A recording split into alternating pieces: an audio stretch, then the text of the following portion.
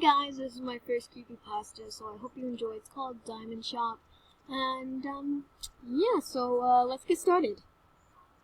Lucky Arctic Wolf. My name is Lucky Arctic Wolf. I'm a lucky Arctic wolf. Well, not anymore. In fact, I consider myself the unluckiest Arctic wolf in all of Jama. Well, I guess I should tell you why. It was a normal day in the land of Jama. Cheerful. People asking for trades, likes for their masterpieces. Creepy girls asking for boyfriends. And just plain old jammers having fun. While all seemed fine and dandy, I was desperately trying to get a purple long spiked collar. My list for a purple long collar, I repeated. Please? My two buddies, Tiki Jammer and Little got to spawn. Hi, Warm, they both squealed. Oh, hi, I replied, quite surprised to see them, really. What are you doing? Little Gato asked, her eyes widened, eager to know. Oh, you know, just trying to get the purple long that I'll never have, I chuckled. You guys want to try the diamond shop, man? I mean, don't you want to hang out? Tiki Jammer blurted. Why on earth will we waste our time on something so stupid? I scoffed. You never know. It might actually work, Tiki Jammer said. Oh, come on, Tiki. That's the stupidest thing I've heard from you in my entire life, Little Gato said, taking my side.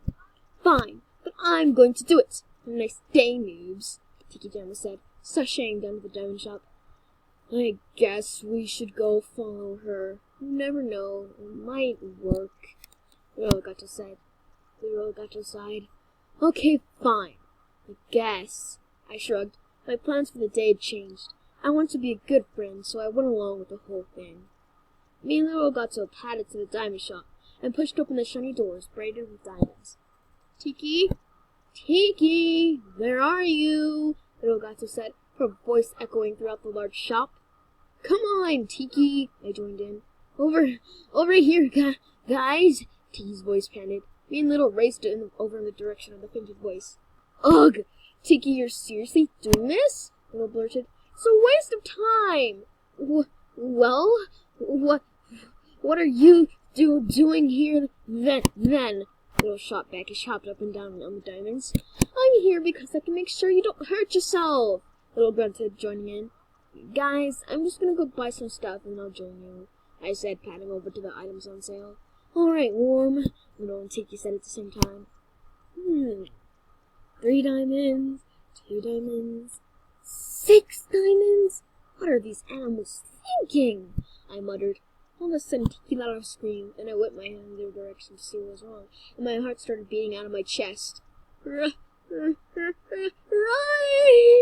Little screamed. We all ran down the hall, getting to a room filled with golden masterpieces from talented jammers. We hid under a table, trying to keep quiet. Many other jammers in the shop at that time followed us. They hid under other tables, holding precious rare items on display in cases. They were quiet whimpers. A slender Arctic wolf. A tall, slender Arctic wolf that was nothing but skin and bones. He was following us. We heard his long, prickly tail dragging against the floor, quiet at first, and getting louder and louder. Had he seen where we hid? Or was he searching? He came out of the statue, Tiki whispered, as quiet as a mouse. The dragging stopped. All the animals, including Tiki and Little, thought he had stopped to go in another room. But I knew he was listening. He was listening for someone to creep out from the hiding place. A bunny with brown spots, blue eyes, and a rare fox hat crept out slowly. It's all right, guys. He's gone, she cheered. She spoke too soon. Long black claws shot out from the hall and grabbed her. They tore into her skin and dragged her backward, the hands of the to show. She tried desperately to hang on to any table, or anything really, so she wouldn't be killed. We all watched in horror as she was dragged down the hall. The slender figure was clawing her belly and raised her limp body with his long claws and gulped her down. He turned his head slowly, and his bloodshot eyes were visible. Come out and play. I won't hurt you, his raspy voice echoed, before he turned into static and disappeared. This time, I thought he had left us to escape. I should have known there was a catch. He had locked the door leading to the exit. He had locked all the doors. All the animals raced out to huddle with their buddies for comfort. Tiki, Little, and me crept out from the table to talk about what was happening. Guys, I'm scared. What's going to happen? Tiki whimpered. If we hadn't gone to do this, Little repeated. Guys, calm down. It's going to be all right, I kept saying, trying to calm their nerves. 5 weeks later, we are starving. There's no food, no water. Animals are going insane. Many were getting into fights, some killing others because they believed they had water or food. Some tried eating the gems on display and ended up choking to death. Those who succeeded in swallowing the gems died of infection or damage to their organs. Most of the bunnies didn't make it.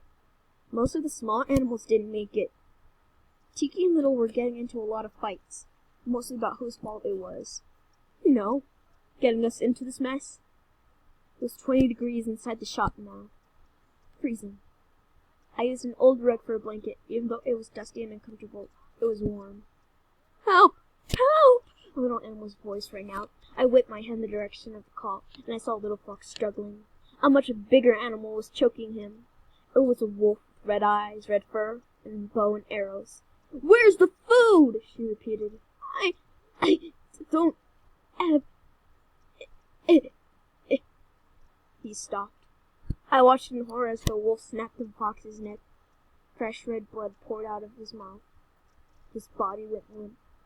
The wolf dug through the fox's pockets, only to find a few gems. She sat back in horror, realizing what she had done. She took an innocent gemmer's life.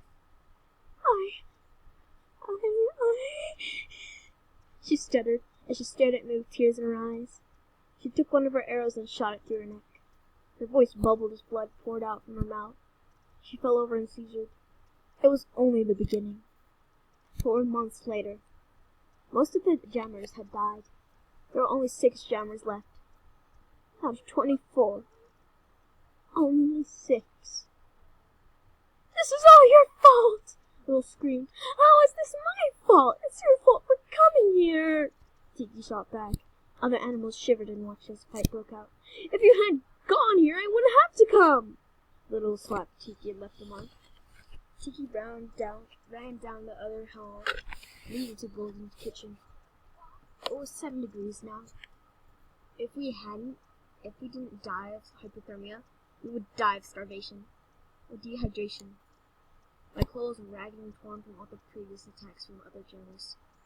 I had taken my spike off, for it was too tight, and I could use it as a defense weapon. 3 other animals had gotten into a blood fight, but 2 teamed with each other, leaving the other jammer vulnerable.